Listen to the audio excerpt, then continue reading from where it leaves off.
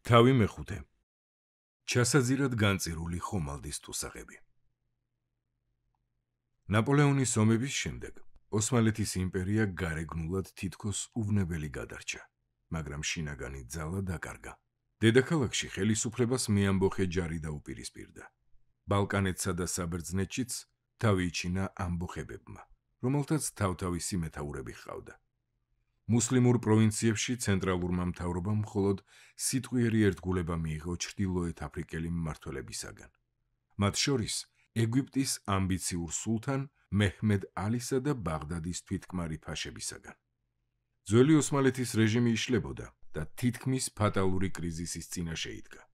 სწორედ ამ ვითარებიდან წამოიმართება თურქეთი, როგორც ევროპის ავადმყოფი ადამიანი, რომელსაც დომინირება სურს, მაგრამ ერთნაირად ძარცვავენ მეგობრებიცა და მოწინააღმდეგეებიც.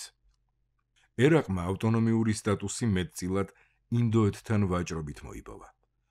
1808 წელს აღმოსავლეთ ინდოეთის კომპანიამ თავის წარმომადგენლად ბაღდადში 25 წლის ირლანდიელი, სახელად კლაუდიას ჯეიმზ რიჩი დანიშნა, რომელიც კომპანიას თავის ნაადრევ სიკვდილამდე წარმოადგენდა. 1821 წელს რიჩი შავმა ჭირმა შეიწირა. 1813 წელს ინგლისში რომ მიემგზავრებოდნენ, რიჩი და მისი მეუღლე მოსულში პადრე რაფაელო კამპანილესთან დარჩნენ. კეთილნეაპოლელ ბერთან, რომელიც 1803-1815 წლებში დომინიკანურ მისიაში მსახურობდა და პირველი ევროპელი იყო, ვინც სინჯარელ იეზიდებზე პირადი შთაბეჭდილებები დაგვიტოვა. თავის წიგნში პადრე რაფაელო აღწერს იეზიდთა თემს, რომელიც 16,000 სულისაგან შედგებოდა და 13 სოფელს. ქებით იხსენიებს მათ მუხნარებს, ნიგოს, თხილს, ბრინჯს, ქიშმიშს, თაფლს, ფიჭასა და ხილს, განსაკუთრებით მსხვილ ლეღვის ჭირს, რომლისგანაც საუცხო ხარისხის თაფლის მსგავს სასმელს აყენებდნენ. იგი წერდა, რომ მთის კამკამა ჰაერის წყალობით, რომელიც ადამიანს ჯანის სისაღესა და მხნეობას მატებს, იქ თითქმის ყველა 100 წლამდე ცხოვრობდა, ხოლო ქალებს შვილების 60 წლის ასაკამდე უჩნდებოდათ. მათი შემოსავლის ძირითადი წყარო ქარავნების ძარცვა იყო. მათ ადგილმდებარეობას იეზიდი ჯაშუშები ადგენდნენ, ხოლო მეზობლად მცხოვრებ თაიის ტომის არაბებს, რომლებიც ოსმალოებს სავაჭრო ქარავნების დასაცავად ჰყავდათ დაქირავებულები, წელიწადში 1000 პიასტრს, 50 ფუნტს უხდიდნენ. ნაძარცვის 1/10-ს ჩვეულებისამებრ გამოქვაბულის ღრმა ჭაში ყრიდნენ. მემატიანები მე-19 საუკუნის დასაწყისში ოსმალოთაგან სინჯარის მხოლოდ 2 დალაშქვრას ახსენებენ. 1803 წელს ბაღდადის ფაშამ ალიმ იეზიდებზე ფართომასშტაბიანი იერიში მიიტანა, რომლის დროსაც 3 თუ 4 სოფელი მიწასთან გაასწორეს და რამდენიმე ოჯახი მონებად წაიყვანეს. ხოლო მეორედ 1809 წელს მისმა მემკვიდრემ სულეიმან ფაშამ დააწიოკა ისინი. დროის ამ მონაკვეთში სინჯარელ იეზიდებს სათავეში ედგა ჰუსეინ დუბლეინი. იგი როგორც ჩანს დუმბელის იმ ტომიდან იყო, რომლის ნაწილი დღესაც ცხოვრობს ჯებელ სინჯარსა და შეიხანში. 1816 წელს, როდესაც რიჩი ხელახლა აღმოჩნდა მოსულში, 4 სინჯარელი მეთაური შეხვედრია. მკვრივი, კუნთოვანი აგებულების, ქურთებივი თეცვად თეთრი ჟილეტები და მოსაცმელები, წითელი ფესები და იმავე ფერის მოსასხამები, რომლებიც არასდროს იპარსავდნენ და იჭრიდნენ თმას და ძალზე გაველურებული შესახედაობა ჰქონდათ. მათ რიჩს აცნობეს მათსა და ფაშას შორის ახლახან დადებული შეთანხმება და ფიცი, რაც ძალზე საინტერესო ვითარებაში მომხდარა. მიწაში ჩარჭობილ ხანჯალზე ან დანაზე თეთრი ცხვირსახოცი იყო დაფარებული და მასზე მარჯვენა ხელის დადებით დაიფიცეს, რომ შეთანხმებას არ დაარღვევდნენ. შეიხანში იეზიდები შეძლებულად ცხოვრობდნენ ჰასანბეგის მმართველობით, რომელმაც 1806 წელს ლალიშის სალოცავი აღადგინა, მაგრამ რამდენიმე წლის შემდეგ იგი ღალატით მოუკლავს ამადიის თავადს. მისი სიკვდილი იეზიდებს დიდხანს ახსოვდათ. 1820 წელს რიჩების ოჯახს იეზიდების სოფელში მოუხდათ ღამის გატარება და მოკლული მირის დატირებაც მოусმენიათ. რიტუალი გიტარის მაგვარ საკრავზე შეუსრულებია ბრმა მუსიკოს ლასოს. 50 წლის შემდეგ გერმანელმა აღმოსავლეთ მცოდნემ აქ ლექსი ჩაიწერა, რომელშიც ორ ბახტიანელ მთავარს შორის გამართული ბრძოლის ამბავია მოთხრობილი. ხოლო დასასრულს შეიხანელები და დენედის ტომის იეზიდები ჰასან ბეგის მოკლის გამო შურს იძიებენ. ჰასანისთვის მირის წოდება სალიჰ ბეგს უბოძებია, რომელიც გადმოცემით მის ხალხს უზომოდ უყვარდა და დიდ პატივში ჰყავდათ, მაგრამ ავის მოსურნეს მოუკლავს მოსულში. ამას მოჰყვა დინასტიური ბრძოლების მღვრიე პერიოდი, რაც მირ ჰასან ბეგის ვაჟის ხელისუფლებაში მოსვლითა და მისთვის ალი ბეგ დიდის წოდებით დასრულებულა. იეზიდები დიდხანს ცხოვრობდნენ ქრისტიანი მეზობლების გვერდიგვერდ. ერთი ჯგუფი მშვიდობიანად თანაარსებობდა ნესტორიანელთა თემთან, ამადიის ჩრდილოეთით მდებარე ჰაქიარის მთებში და ასე გრძელდებოდა მე-19 საუკუნის დასაწყისამდე, ვიდრე ისინი შეიხანსა და ჯებელ სინჯარში გადასახლდებოდნენ. იეზიდების ერთ-ერთი მთავარი სასაფლაო შეიხანის სოფელ ბოზჰანში მხოლოდ რამდენიმე მილით იყო დაშორებული ალყოშიდან, უძველესი საპატრიარქო რეზიდენციიდან და რაბან ჰორმუზდის დანგრეული მონასტრიდან, რომელიც 1808 წლიდან ხელახლა იგდო ხელთ ქალდეველი ბერების მკაცრმა ორდენმა, რომელიც მარდინელი გაბრიელ დამბოს დაარსებული ყოფილა. სინჯარელ იეზიდებს ტრადიციულად მეგობრული ურთიერთობა ჰქონდათ ქრისტიანებთან. ერთი ანგარიშის თანახმად, რომელიც დაწერილია საპატრიარქოს და რომის შერიგებამდე, ესე იგი 1830 წლამდე, მათი მთავარი შეიხი ყოველწლიურად რიტუალური ვიზიტით ჩადიოდა ალყოშში. იეზიდებსა და ქრისტიანებს შორის მეგობრობის კიდევ ერთ მაგალითს შეიცავს ცნობა რედვანიდან. სოფელი დიარბაქირის აღმოსავლეთით, ტიგროსის შენაკადი მდინარის გარზანის მარცხენა სანაპიროზე, რომელსაც დიდხანს იეზიდ ჰანე ერქვა, სადაც ერთ დროს ძალზე სახიფათო ხალითის ტომები ახლა მშვიდობიანად ცხოვრობდნენ თავიანთ ქრისტიან მეზობლებთან ერთად. იეზიდთა მთავარმა მირზა აღამ სომხებს ეკლესია აუშენა. ასევე დააბინავა მათი არქიმანდრიტი ღაზარ ტერ ღევონდიანი, რომელიც მის შვილებს თურქულ და სომხურ ენებს ასწავლიდა.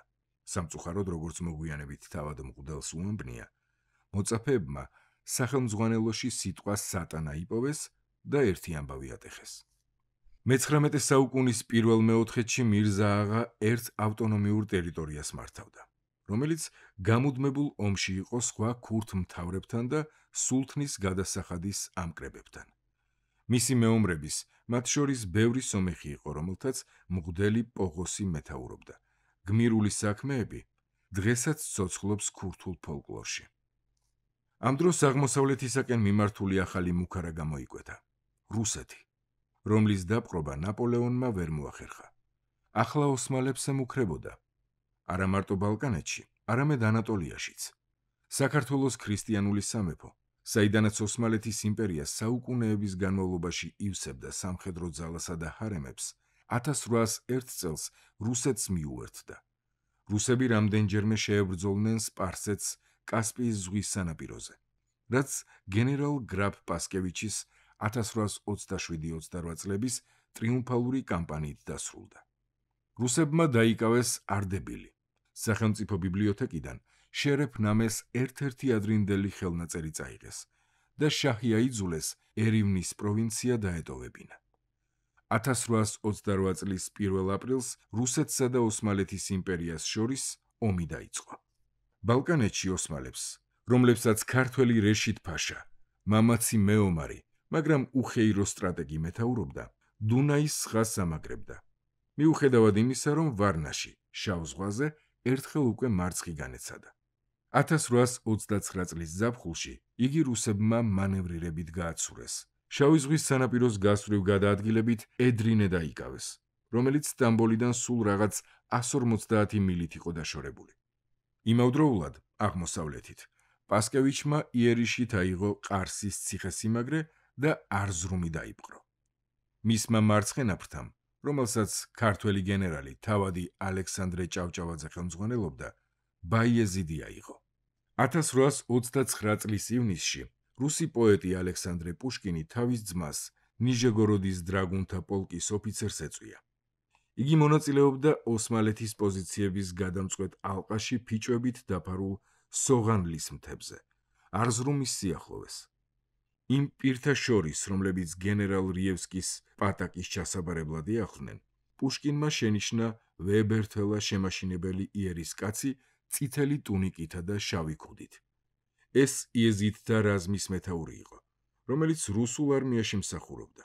პოეტმა, რომელსაც მოგზაურობისას საკითხავად თან წამოიღო გარცონის ცნობილი წიგნი ცნობები იეზიდების შესახებ, უცნობს მისი რელიგიის შესახებ დაუსვა კითხვები და შვებით შეიტყო, რომ იეზიდები თაყვანს სცემდნენ ღმერთს და არა სატანას.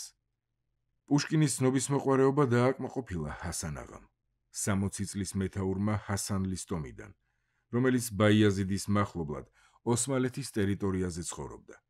ერთ-ერთი მრავალი ქურთული ტომიდან, რომლებმაც აღმოსავლეთ ანატოლიაში ახალი ქარის ბერვა იგრძნეს. მისი ალისფერი მოსასხამი, რომელიც მელიის ბეწვით იყო გაწყობილი, გენერალ ჭავჭავაძის საჩუქარი გამოდგა. რუსებთან მისი გამორჩეული სამხედრო სამსახურის გამო. 1829 წლის აგვისტოში დადებული სამშვიდობო ხელშეკრულებით რუსეთმა კავკასიაში მცირე ტერიტორიები შეიმატა. 1830 წლის გაზაფხულზე პასკევიჩის არმიამ ანატოლიიდან უკან დაიხია. მასთან ახლდა ათასობით სომეხი, რომელთაც რუსეთის იმპერატორმა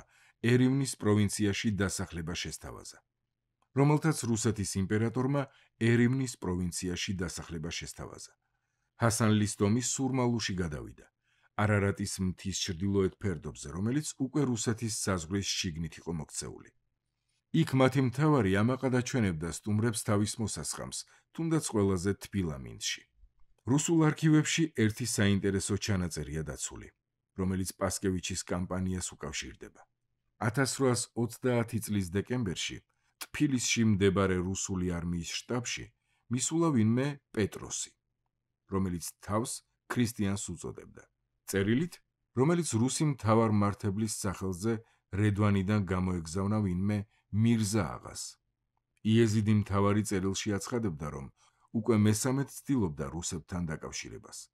1829 წელს, როდესაც მთავარს ესმა, რომ ისინი ვანის ტბის მიდამოებს მიუახლოვდნენ, ორი შიკრიკი გაუგზავნია, რომლებიც, როგორც ჩანს, გზად დახოცეს. ერთ შიკრიკს მაინც მიუღწევია რუსებამდე ბაიაეზიდში, მაგრამ მირზა აღას წერილი ოსმალებს ჩამოურთმევიათ. იმავე წელს მოგვიანებით მას კვლავ გაუგზავნია კაცი, ამჯერად სომეხი, სახელად კირაკოსი, რომელსაც არზრუმამდე ჩაუღწევია და რომელიც შინ რუსულ ენაზე დაწერილი წერილით დაბრუნებულა. მისი წამკითხავი კი სოფელში არავინ იყო. მესამე მცდელობისას, რა კი არ იცოდა, რომ ომი დასრულდა, მირზა აღას კირაკოსი და პეტროსი რუსებთან შემდეგი წინადადებით გაუგზავნია. იგი მზად იყო რუსული არმიის დასახმარებლად 1500 ცხენოსანი და 5000 ქვეითი მეომარი გაეგზავნა, როგორც კი ისინი ბითლისს მიაღწევდნენ. როცა მირზა აღას შიკრიკებმა შეიტყვეს, რომ პასკევიჩს არზრუმი დაეტოვებინა, მას ფეხდაფეხ მიყვნენ და ტფილისში ჩავიდნენ, სადაც კირაკოსი ქოლერამ იმსხვერპლა, რის გამოც წერილი პეტროსის გადასაცემი გახდა. ეს დოკუმენტი ქვემოთ მიწერილი შენიშვნით მთავრდება. 1831 წლის თებერვალში პეტროსი შინ გაუბრუნებიათ. მირზა აღასთვის მისართმევი წითელი ნაქარგებიანი მოსასხამით. იქვია მითითებული მისი ღირებულებაც 75 რუბლი. ამ ძღვენთან ერთად გაუგზავნიათ თვალისწამალი მირზა აღას ვაჟისათვის. რუსეთის იოლ გამარჯვებებს ანატოლიაში ბრიტანეთი პოტენციურ საფრთხედ აღიქვამდა. მის წინსვლას შეეძლო ხელი შეეშალა ინდოეთთან მისი საკურიერო კომუნიკაციისათვის.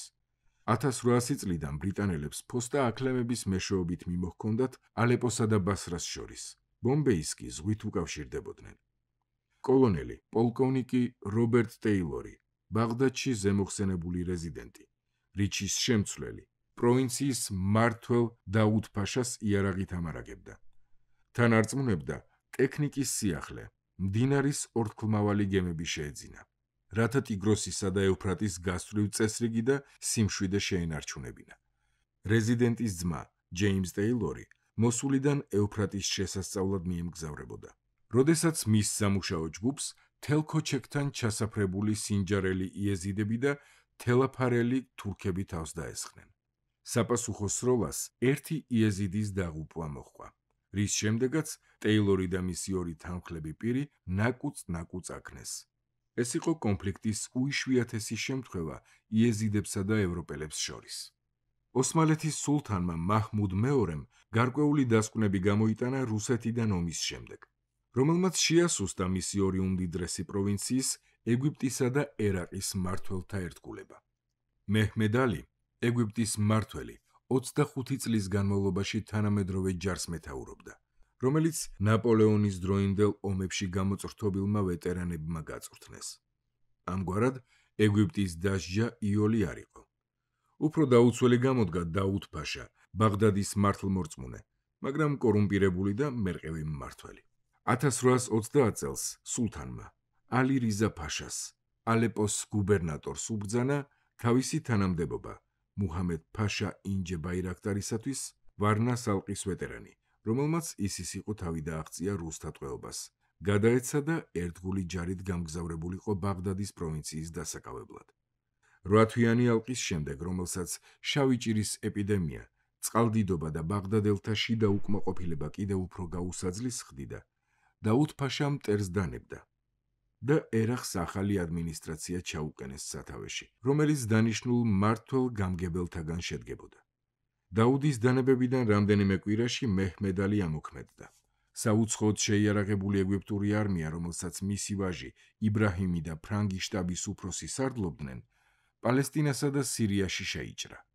1832 წლის ივლისში ოსმალეთის არმია ჰომსის მახლობლად გადამწყვეტ ბრძოლაში დამარცხდა და ეს მოვლენა ისტორიაში ფაშათა მარცხის სახელით შევიდა, რადგან ოსმალეთის ჯარს 9 ფაშა მეთაურობდა, ამათგან 3-ს ოსმანი ერქვა და 3-ს მუჰამედი. ამ უკანასკნელთა შორის იყო ბალკანეთის ომის ორი ვეტერანი, მუჰამედ ქირითლი ოლღუ, წარმოშობით კრეტელი, სილისტრიის გუბერნატორი, რომლის ცხენოსანი ჯარი ვერაფერს გახდა ეგვიპტური თოფების წინააღმდეგ, და მუჰამედ ინჯე ბაირაქტარი, ალეპოს ახალი გამგებელი, რომლის არარეგულარულმა ჯარმა ბრძოლის ველიდან ისეთი სისწრაფით გაქუსლა, ფაშამ მისი მეთაურობაც ვერ მოასწრო. 1832 წლის ზაფხულის განმავლობაში იბრაჰიმმა დაიპყრო დამასკო, ალეპო, ადანა და ურფა. ისტორიული მარშრუტები ალეპოდან მოსულამდე და დამასკოდან მექამდე, რომლებიც 3 საუკუნე ოსმალოთა ხელში იყო, გადაჭრილი აღმოჩნდა. ახლა უკვე თვით იმპერიასა და დინასტიას ემუქრებოდა საფრთხე. რეშიდ ფაშა, ამ დროს უკვე დიდი ვეზირი, კონიაში გადავიდა. ისტორიულ ქალაქში, საიდანაც ოდესღაც მონღოლებს მოხდენილად ეთამაშებოდნენ იზად-დინი და რუქნად-დინი. აქ ტოროსის, ტავრის მთებს შეაფარა თავი. აქვე ჩამოაყალიბა ახალი არმია ანატოლიიდან და ევროპიდან შემომატებული ჯარისკაცებით. მაგრამ იბრაჰიმის ჯარმა 3500 ფუტის სიმაღლის კილიკიის კარიბჭე გადაიარა და 1832 წლის დეკემბერში რეშედის ჯარი კონიასთან გაანადგურა. დიდი ვეზირი ტყვედ ჩავარდა. დედაქალაქი სულ რაღაც 15 დღის სავალზე იყო. მეჰმედ ალი ადრინდელი ხალიფა მუავიასავით ფრთხილი კაცი იყო. იბრაჰიმს დაევალა მიზანმიმართულად და სწრაფად წაწეულიყო წინ თოვლიანი ანატოლიის გავლით. 1833 წლის თებერვალში მისი მოწინავე ჯარი მარმარილოს ზღვიდან მხოლოდ 50 მილით იყო დაშორებული. თუმცა იეზიდებისაგან განსხვავებით იბრაჰიმს ზღვასთან მიახლოვება არ ეწერა. სასოწარკვეთილი სულთნის მიერ მოწვეული რუსული არმია ბოსფორის სრუტის აზიური მხარის სანაპიროზე გადავიდა და გზა გადაკეტა. მშვიდობის მიღწევა მალე მოხერხდა, რამაც მეჰმედ ალისა და მის ვაჟს პალესტინა, სირია და კილიკია შეანარჩუნებინა. რუსები წავიდნენ, მაგრამ აღმოსავლეთით ახალი ომი მზადდებოდა. ერაყში არსებულმა ქაოსმა სორანის ტომის როვანდუზელ ქურთებს, დასენის იეზიდების ძველის ძველ მტრებს, საშუალება მისცა ერბილისა და ალთუნ-ქიოფრუს საკვანძო პუნქტები დაეკავებინათ ბაღდად მოსულის გზაზე და პრაქტიკულად დამოუკიდებელი სახელმწიფო შეექმნათ, რომლებიც კბილების ხრჭენით აღიარა ბაღდადის ახალმა გუბერნატორმა. სორანის ქურთების მეთაურს ქიორ ბრმა მუჰამედს, როვანდუზის ბეის, მისი უშუალოდ მხილველი 1833 წელს ასე აღწერდა: კეთილგანწყობილი, სასიამოვნო შესახედაობის კაცი, 45 წლისა, ღია ფერის თმით, ნაყვავილები, ოდნავ ჩოფურაგანით, დაბრმავებული თვალი ჩავარდნოდა. 12 ინჩის სიგრძის ღია წაბლისფერი წვერის ქვედა ნახევარი დაუვარცხნელი და შეწებებული ჰქონდა. სხვა მხრივ, კოხტად და სუფთად ეცვა. ადრე ცხენს დაეწიხლა და ამიტომ ცალი ფეხით კოჭლობდა. ჩუმი სუსტი ხმით ლაპარაკობდა. მისი სალაშქრო კარავი უბრალოდ იყო მოწყობილი. შიგნით ედგა ხის საწოლი, ქვეშ რამდენიმე ხალიჩა გაეგო, იქვე ეწყო ორლულიანი ძველი ინგლისური თოფი, ხმალი, ტელესკოპი და ქოლგა. მართლმორწმუნე სუნიტი მუსლიმი იყო და მოლების დიდი რიდი და პატივისცემა ჰქონდა. 1832 წლის დასაწყისში როვანდუზის ბეიმ მოსულის აღმოსავლეთი ტერიტორია დაარბია, რომელიც ამადიის სამთავროს ეკუთვნოდა.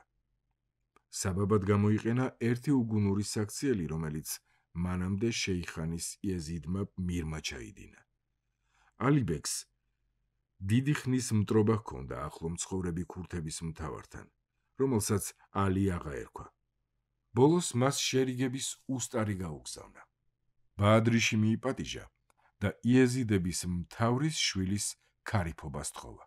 ალი აღას ღვთისმოსავ მუსლიმს ამ წინადადებამ გული აუჩუყა. სტუმრად მართლაც ეწვია და მხოლოდ რამდენიმე თანმხლები პირი წამოიყვანა, რომელთაც თავიანთი ბატონის გადარჩენა ვერ შეძლეს, როდესაც იეზიდი მირის, ალი ბეგის დაცვის მცველმა მისი ალალი სტუმარი მოკლა.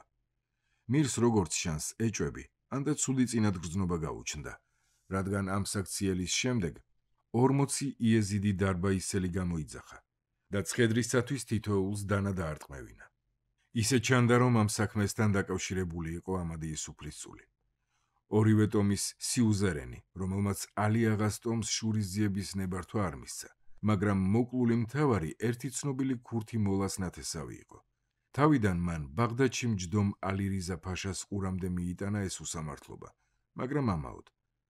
მაშინ უსამართლობის გამოსასწორებლად მოლამ ქიორ მუჰამედს მიმართა, რომლის რეაქცია სწრაფი და შედეგიანი იყო. ერთი ქურთული ლექსი აღწერს თუ როგორ შეიტყობს ალი ბეგი თავისი მტრის მოახლოებას, როგორ ამხედრდება შავ ცხენზე, პერანგის გრძელ სახელოებს ჩამოიშლის, რათა თავისი მოოქრული შუბის ტარს უფრო შეუმჩნევლად მისწვდეს და მარტო უთანმხლებოდ გაემართება სორანელთა ცალთვალა მეთაურის დასახვედრად. ქიორ მუჰამედი მას თავისი რელიგიის უარყოფას და ისლამის მიღებას თხოვს.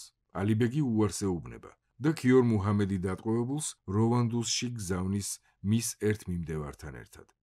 იქ მირის ისლამზე მოქცევის უშედეგო მცდელობის შემდეგ მუჰამედმა ალი ბეგს თავი წააცალა. მის მიმდევარს კი უბრძანა ხელები წინ გამოეწია, რომლებიც მოჰკვეთა და შემდეგ უთხრა: ახლა დაბრუნდი და შენს ხალხს უამბე, რაც აქ ნახე. ქიორ მუჰამედის ჯარმა იეზიდთა მიწები დააწიოკა და დახოცა ყველა, ვისაც სად მისწვდა. შემდეგ ალყოსში თავს დაესხნენ ქრისტიანებს, იუდეველებსა და იეზიდებს, დაანგრიეს ნაუმის საფლავები და მოკლეს რაბან ჰორმუზდის სამი ბერი, მათ შორის რომიდან, პაპ გრიგორი მე-16-ის აუდიენციიდან ახლახან დაბრუნებული წინამძღვარი გაბრიელ დამბო. მალე იეზიდები სუზერენი სორანელების წინააღმდეგ გაჯანყდნენ და ბეის წარმომადგენელი მოკლეს.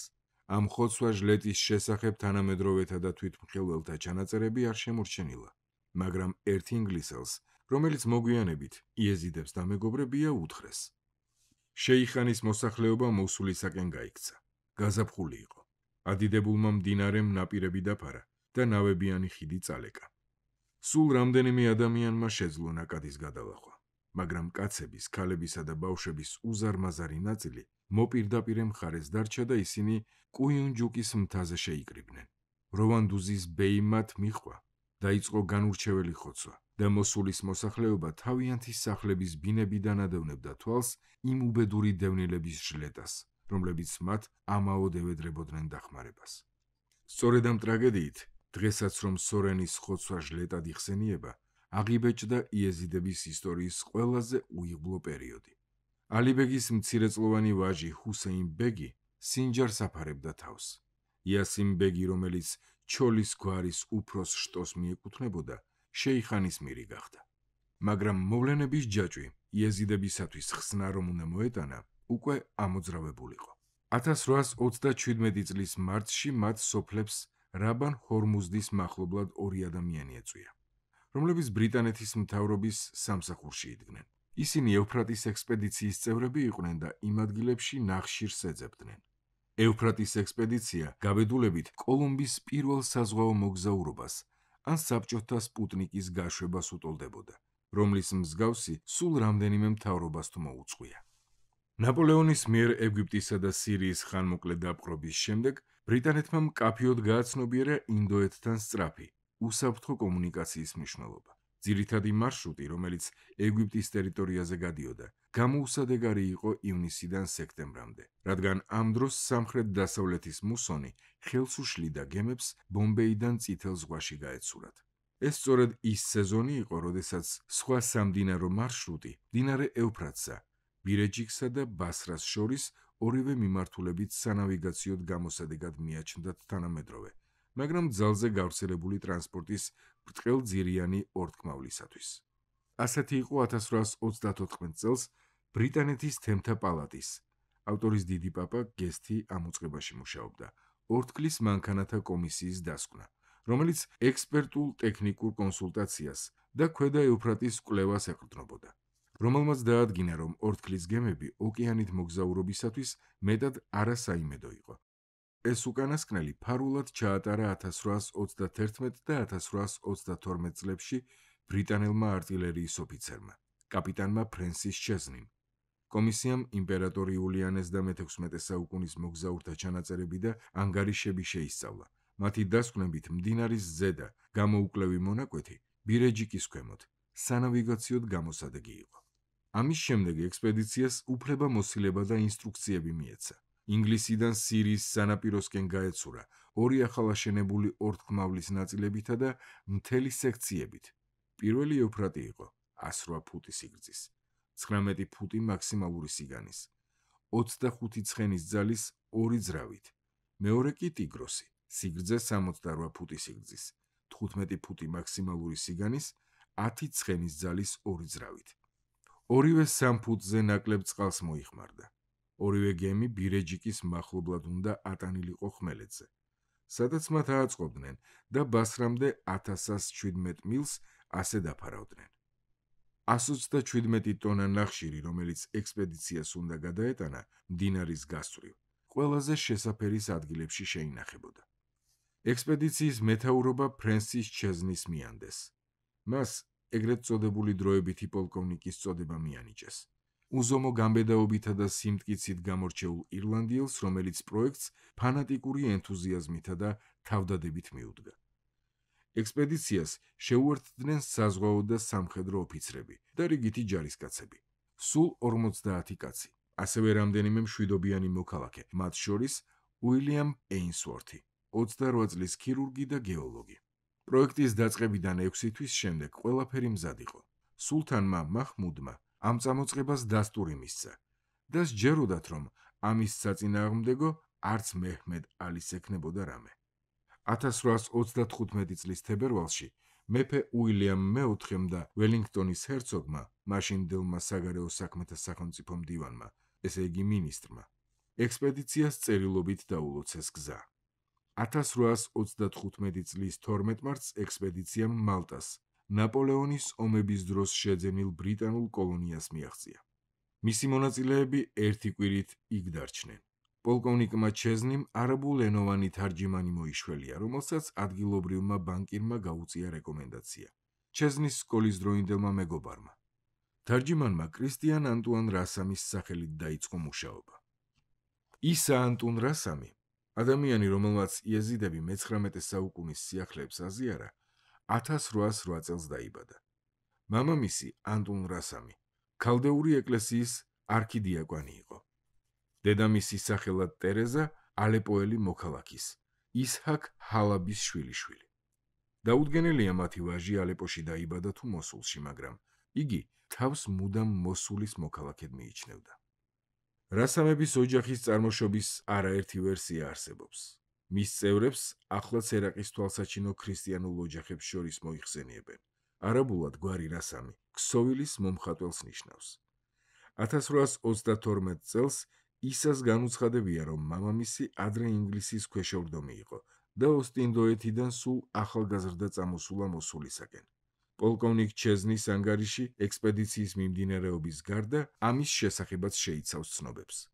იგი წერს, რომ ისას დიდი პაპა მოსულში ლაბარის სანაპიროდან იყო ჩასული. 1837 წელს რასამი წერდა, რომ მისი დიდი პაპა მდიდარი ესპანელი იყო, რომელიც რომის პაპმა ნესტორიანელთა შემოსარიგებლად გამოგზავნა. იგი ალეპოში გარდაიცვალა და დარჩა ოჯახი, რადგან ახალჩამოსულმა აქაურ ქალზე იქორწინა. პაპა დებთან ერთად მოსულში თუ ნინევიაში გამგზავრებულა და აქ ქორწინებით დაკავშირებია ქრისტიანულ ოჯახს. სწორედ მან დაუბრუნა რომის წიაღს 25 შემორიგებული ეპისკოპოსი. 1827 წელს მამამ იგი ორ მღვდელთან ერთად რომში გაგზავნა ღვთისმეტყველების სასწავლად. ალეპოს მახლობლად მათ ქარავანს თავს დასხმიან უდაბნოს არაბები, რომლებმაც მღვდლები დახოცეს, ხოლო ისა გაძარცვეს, წაართვეს ყველაფერი, რაც გააჩნდა. გარდა მცირე თანხისა, რომლითაც მან კაიროში ჩააღწია და თავშესაფარი და სამსახური ბიძაშვილთან პოვა.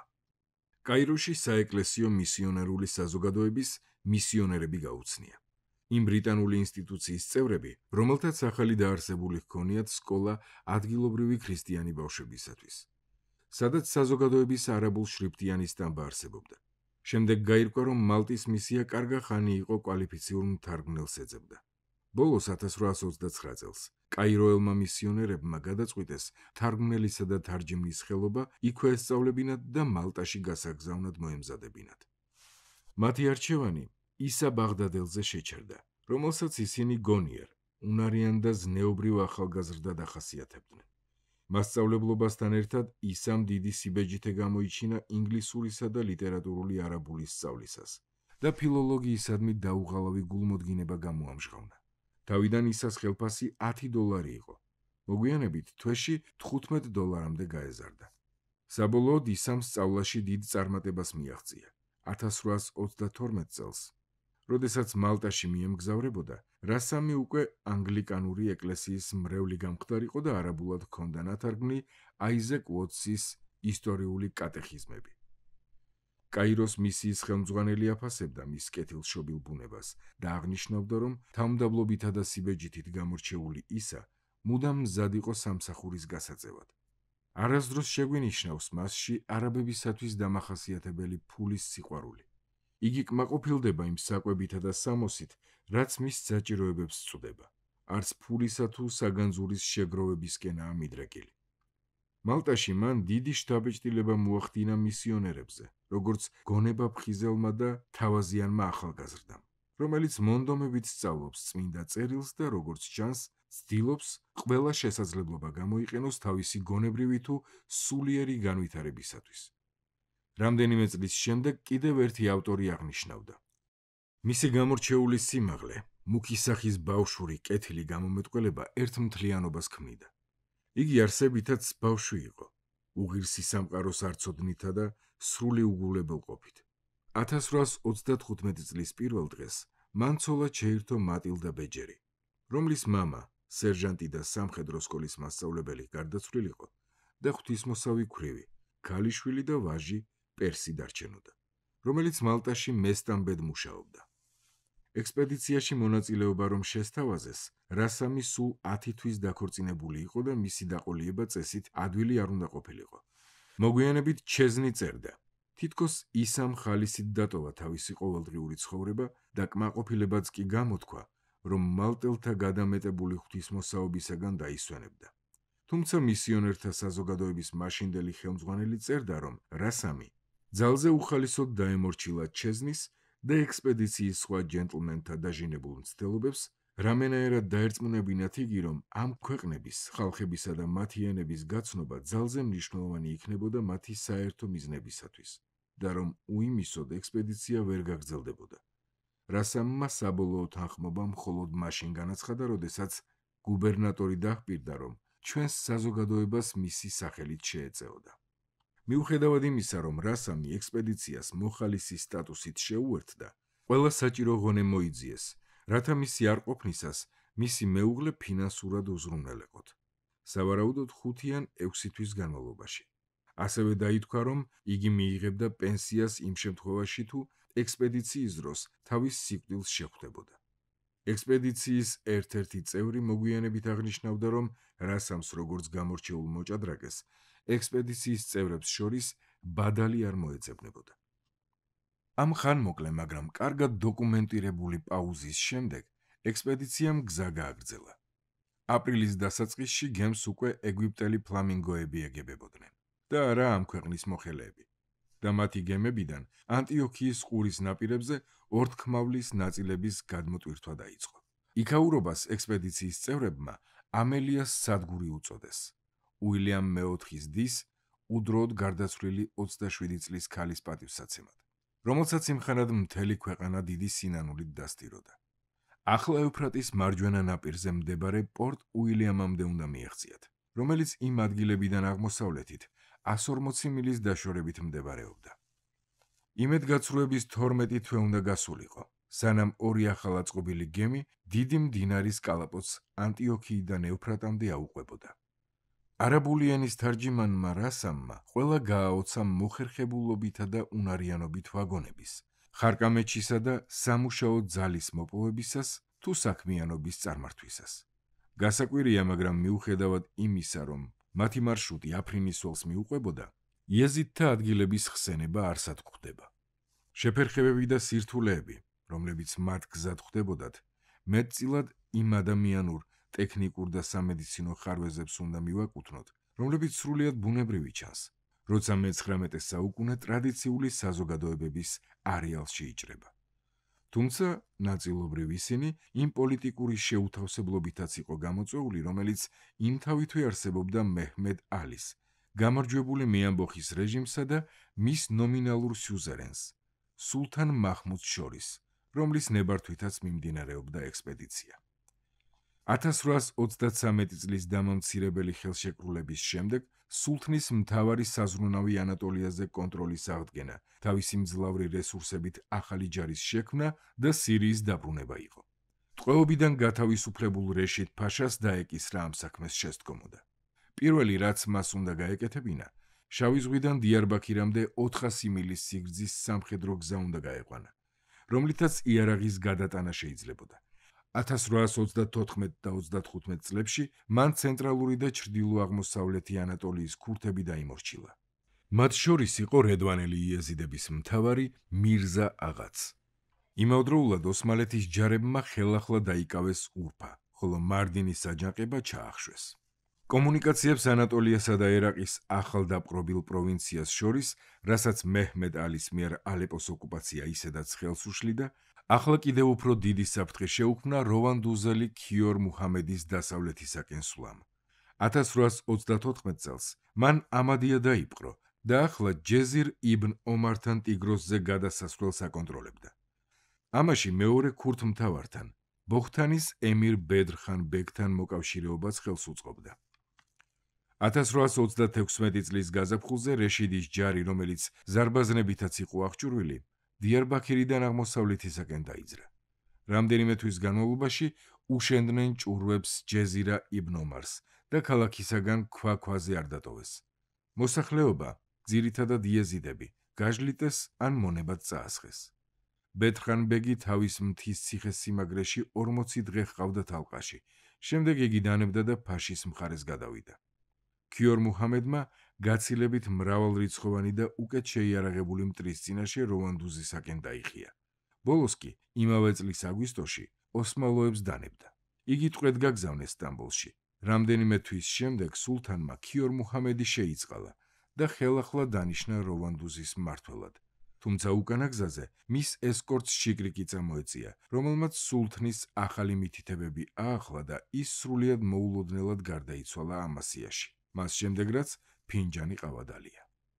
ჩრდილოეთ ერაყიდან რომ ბრუნდებოდა, რეშიდ ფაშა თავს დაესხა სინჯარელ იეზიდებს და ბევრი მათგანი დახოცა. 1837 წლის იანვარში რეშიდ ფაშა ქოლერას ემსხვერპლა. იგი ჰაფის ფაშამ შეცვალა, ხმელმა, ენერგიულმა ჩერქეზმა, რომელიც ცნობილი იყო გამბედაობით, კარგი მეომრობითა და იმითაც, რომ ყურანის ინტერპრეტაციებსა და მარჩიელთა რჩევებს გადამეტებული ნდობით ეკიდებოდა. 1836 წლის მარტის შუა რიცხვებში ევფრატმა პორტ უილიამიდან გაცურა. მალე მას ტიგროსიც მიჰყვა. დინარის ფართო მშფოთვარე ნაკადს რომ მიუყვებოდნენ, გემების უმეტესობა ხან მეჩეჩზე შეჯდებოდა, ხან ქვიშის ნატანზე. მაისის დასაწყისში ორივე ორთქმავალი მზად იყო მასქანიდან გამგზავრებულიყო. ეს ის ადგილია, სადაც ევფრატის სამხრეთ-აღმოსავლეთისაკენ მკვეთრად უხვევს. დინარის შემდეგი 160 მილი სანავიგაციოდ დაუბრკოლებელი გამოდგა. მცირე ზომის ტიგროსი, რომელზეც ჩეზნი დაბინავდა, საპილოტე ხომალდის მაგივრობას უწევდა ევფრატს, რომლითაც ეინსვორთი, რასამი და ექსპედიციის წევრთა უმეტესობა მგზავრობდნენ. ბუსეირასთან, იქ სადაც ხაბური მდინარის ძირითად ნაკადს უერთდება და სადაც ოდესღაც ხოსრო ფარვიზმა თავშესაფარი ითხოვა. ტიგროსმა 10 მილი დინების აღმა იცურა, მაგრამ შემდეგ უკან გაბრუნება მოუხდათ. ნაპირის გასწვრივ მდგომმა არაბებმა სინჯარისაკენ მათ მოგზაურობას საფრთხე შეუქმნეს.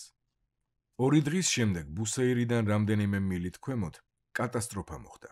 ხანმოკლე, მაგრამ უძლიერესი ქვიშის ქარიშხალი ატყდა და ტიგროსი ჩაიძირა. ორთქლმავალთან ერთად ქარიშხალმა ექსპედიციის 20 წევრის სიცოცხლეც შეიწირა. ჩეზნიმ და კიდევ რამდენიმემ გაცურვა და ნაპირზე გასვლა მოახერხეს. ევფრატი ნაპირზე გემის დასამაგრებლებით მიბმამ გადაარჩინა. ჩეზნის გზის გაგრძელება ვერც ამ ტრაგედიამ გადააფიქრებინა და ვერც ლონდონიდან მოსულმა ბრძანებამ ექსპედიცია ივლისის ბოლოს შეწყვეტილიყო. ჩეზნიმ დაასრულა ევფრატით მოგზაურობა და ბასრაში 19 ივნისს ჩააღწია. ბრიტანეთის მთავრობამ მას უფლება მოსილება მიანიჭა ექსპედიცია 6 თვით გაეხანგრძლივებინა. ამით ევფრატის ჯგუფს საშუალება მიეცა ტიგროსი ბაღდადამდე და შემდეგ უკან ჩაეტან ჩამოეტანათ. შემდეგ კი ოქტომბერში გზა წყლის დინების აღმა გაეგრძელებინათ. ვერაგი ლამლულის ჭაობის გავლისას გემს ძრავა დაუზიანდა და ექსპედიციას ახლა ბასრაში მოუხდა დაბრუნება. ასე დასრულდა ექსპედიცია. მისი უნიფორმიანი წევრები კი თავთავის მოვალეობებს დაუბრუნდნენ.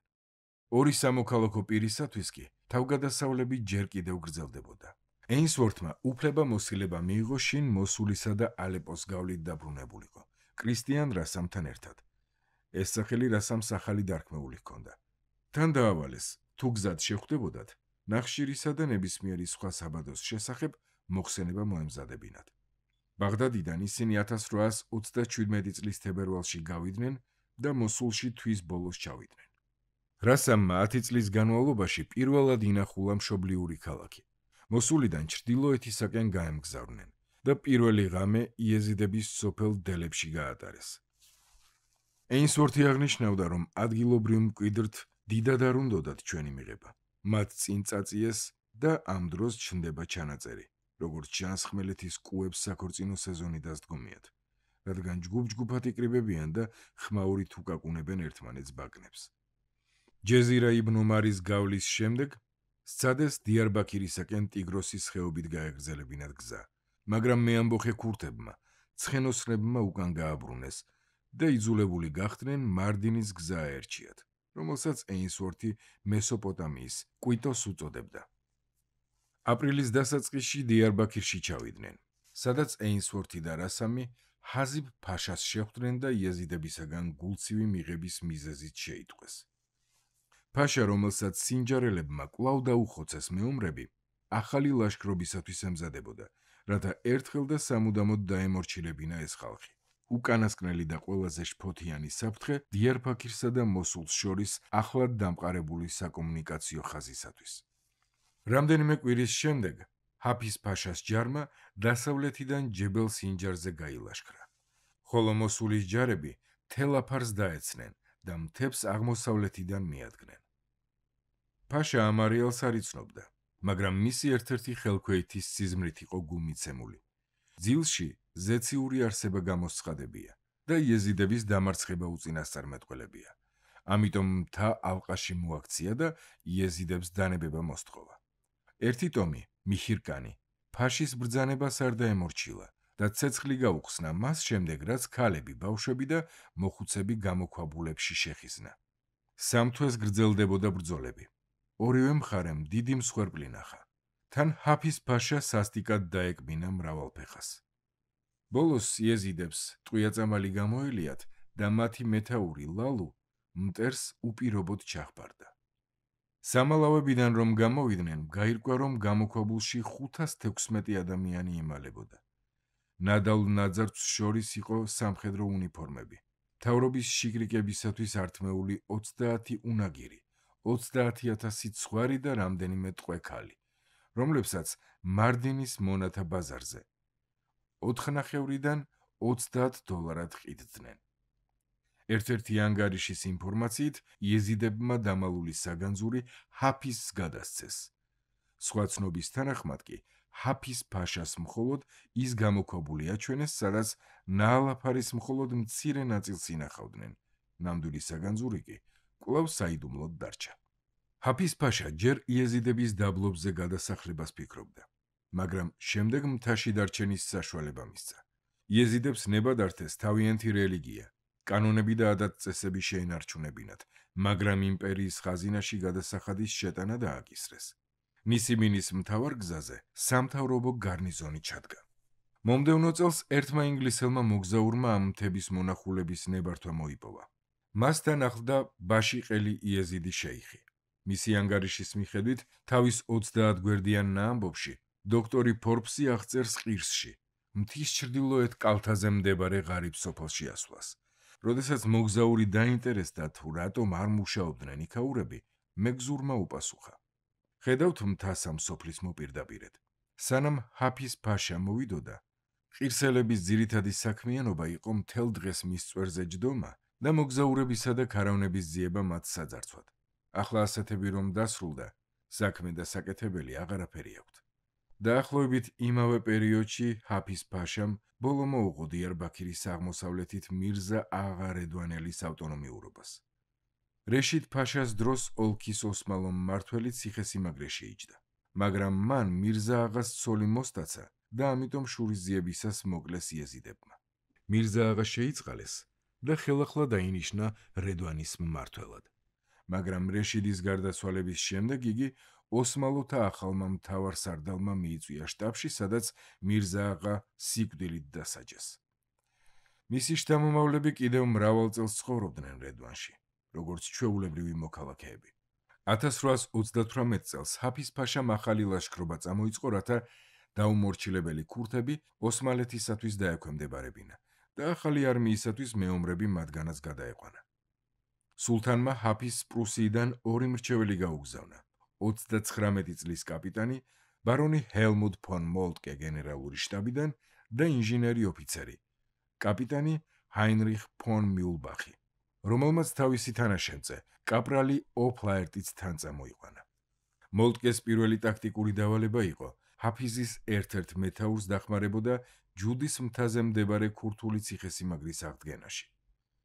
ოსმალოთა გაგზავნილ ჯარში ქურთული არარეგულარული რაზმით შედიოდა, რომელსაც ბოხთარის ემირი ბედრ-ხან ბეგი მეთაურობდა. მაისის პირველ დღეებში ერთ ცივღამეს ბარონმა სიხარულით მიიღო ემირის წინადადება ერთი ბეწვის საბანი გაეზიარებინათ, რადგან ვარსკვლავებ ქვეშ შიშველ კლდეზე უწევდათ ძილი. ივნისში ჰაფიზს საქმიანობა სულთნის ბრძანებამ შეაწყვეტინა. იგი მოითხოვდა ჯარის კონცენტრირება მალათიაში მოეხდინა და სამხრეთში გადასაყვანად მოემზადებინა. მაჰმუდ მეორე იმ პროვინციების დასაბრუნებლად ემზადებოდა, რომელთა დათმობაც ოდესღაც ეგვიპტელებისათვის მოუხდა.